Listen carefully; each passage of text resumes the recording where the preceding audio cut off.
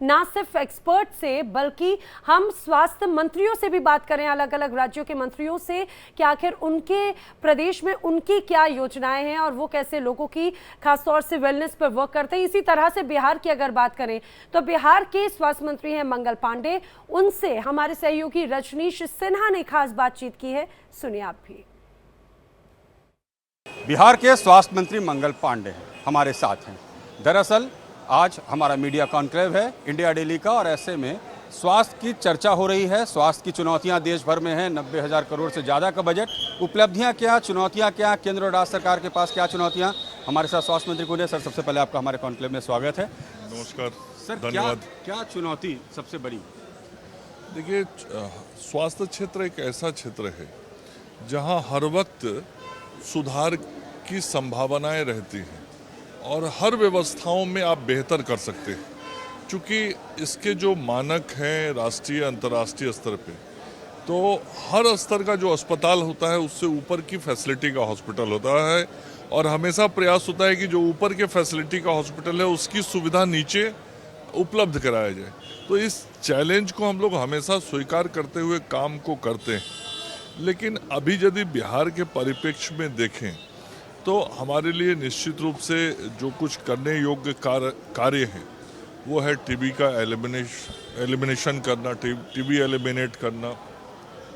उसके अलावा जो हमारे सामने चुनौती है, हम कैसे इम्यूनाइजेशन को और बढ़ाएं, एमएमआर मतलब जो मातृ मृत्यु दर है उसको कम करें, इन्फेंट मोर्टेलिटी रेट को कम करें, आईएमआर को कम करें। हालांकि इन सारी चीज़ों में बिहार ने बहुत प्रगति की है, और हम यदि शिशु मृत्यु दर को देखें तो अभी देश से अच्छा औसत बिहार का हो गया है। तो ये सारे क्षेत्र हैं जहां हमको काम करने हैं। इसके अलावा इमरजेंसी सर्विस और ट्रॉमा सर्विस, ये दो सर्विसेज ऐसे हैं जहां व्यवस्थाओं को और बेहतर करने की ज़रूरत भी है और हम कर भी रहे हैं। इन इमरजेंसी सर्विस और ट्रॉमा सर्विस के अलावा जो हम हेल्थ सेक्टर में देखें तो जो हेल्थ एजुकेशन है वहाँ भी कैसे हम ज़्यादा पीजी सीट करें, कैसे हम ज़्यादा स्पेशलिस्ट डॉक्टर बनाएं, इंस्टीट्यूशंस के नंबर को कैसे बढ़ाएं। हालांकि आदरणीय प्रधानमंत्री नरेंद्र मोदी जी जब से प्रधानमंत्री बने, देश में यूजी की सीट दुगनी से ज़्यादा हुई है और पीजी की सीट भी लगभग दुगनी हुई। लेकिन अभी जो देश के जनसंख्या के अनुपात में आवश्यकता है वो थोड़ी और ज़्यादा है। तो हर जिले में मेडिकल कॉलेज खोलने का जो निर्णय भारत की सरकार ने, आदरणीय प्रधानमंत्री जी ने और माननीय मुख्यमंत्री नीतीश कुमार जी ने किया है, हम उस दिशा में आगे बढ़ रहे हैं। और अभी 14 मेडिकल कॉलेज हॉस्पिटल हमारे बिहार के अंदर बन रहे हैं।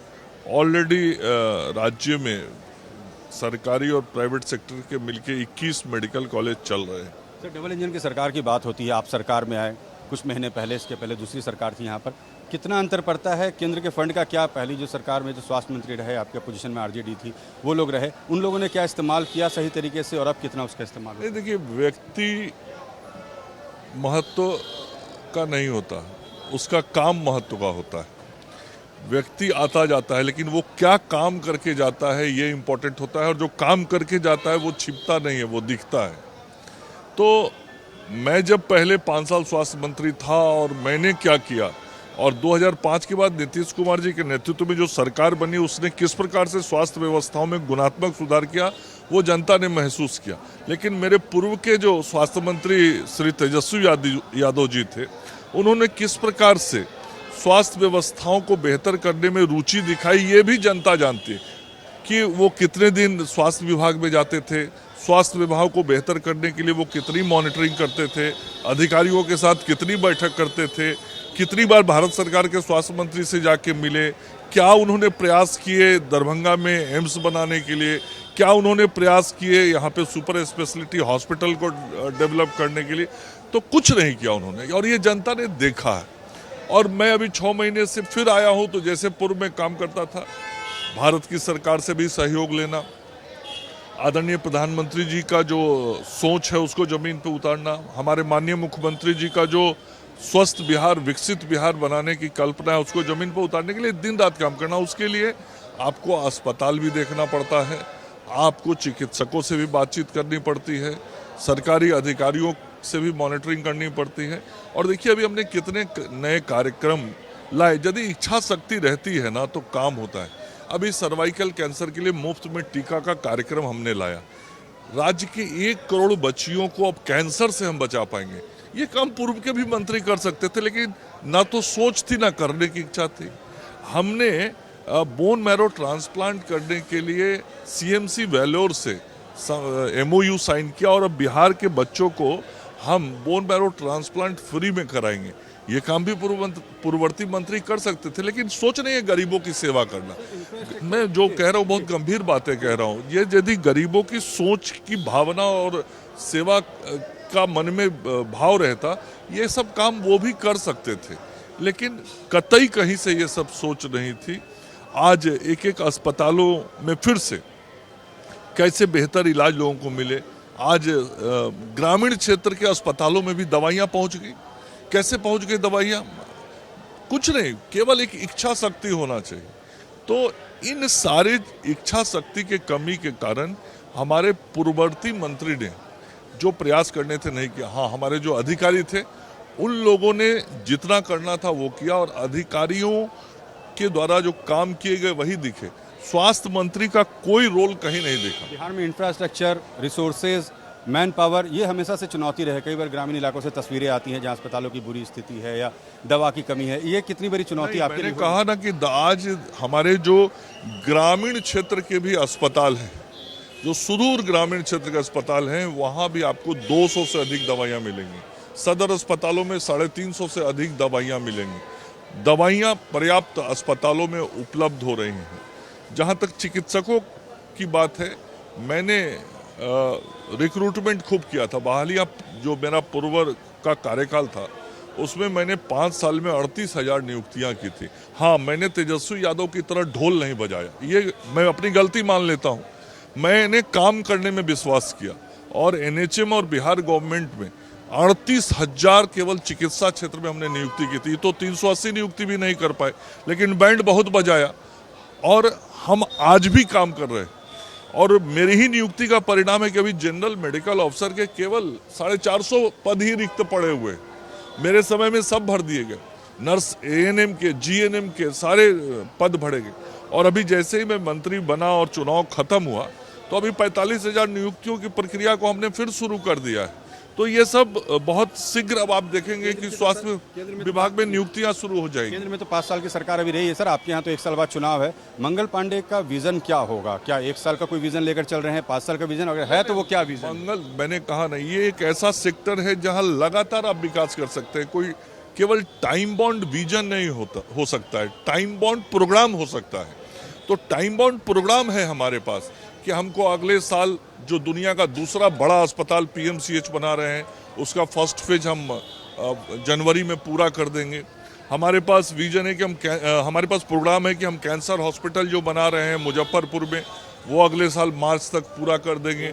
हम जो मेडिकल कॉलेज हॉस्पिटल्स बना रहे हैं उस मेडिकल कॉलेज हॉस्पिटल में से 6-7 मेडिकल कॉलेज अगले साल तक शुरू कर देंगे। आदरणीय प्रधानमंत्री जी ने जो ऐतिहासिक निर्णय करके बिहार को दूसरा एम्स दिया था उसको जमीन पे बनाने की हम शुरुआत कर देंगे। हमारे जो स्वास्थ्य मंत्री आदरणीय नड्डा जी हैं उनसे लगातार हमने बातचीत की है। बिहार की सरकार ने जमीन भी दे दिया है, भारत की सरकार की स्वीकृति भी मिल गई है और आदरणीय JP नड्डा जी 6-7 तारीख को बिहार भी आ रहे हैं, वो इन सारे चीज़ों की समीक्षा भी करेंगे। तो हम एम्स बनाने की दिशा में भी आगे बढ़ेंगे। इसके साथ ही गांव का जो स्वास्थ्य उपकेंद्र होता है ना, वो गांव के लिए एम्स के जैसा ही होता है। गांव के लोगों के लिए वो बहुत बड़ा महत्व का स्थान होता है।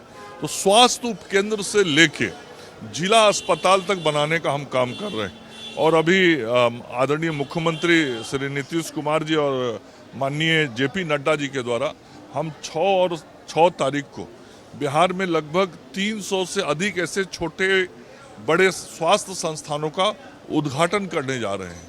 और ये लगभग जो होगा 1000 करोड़ से अधिक की राशि के ये हेल्थ सब सेंटर से लेके हमारे मॉडल हॉस्पिटल जो डिस्ट्रिक्ट हॉस्पिटल है उस लेवल के हॉस्पिटल को हम बनाएंगे। तो ऐसा नहीं कि केवल बड़े अस्पतालों के बनाने की सोच के साथ हम चलते हैं, विजन के साथ। हमारा छोटा अस्पताल भी उतना ही हमारे लिए महत्व का होता है और हर क्षेत्र में हम काम कर रहे हैं।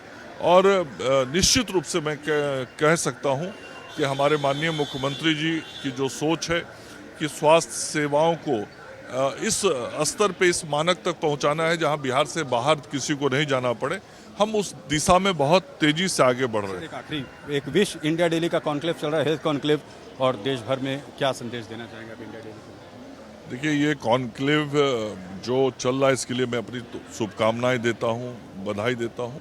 और इस प्रकार के परिचर्चाओं के माध्यम से स्वास्थ्य सेवा क्षेत्र में काम करने वाले लोगों के विभिन्न जो सोच हैं, उनके सोच की, उनके आइडियाज़ की जानकारी मिलती है।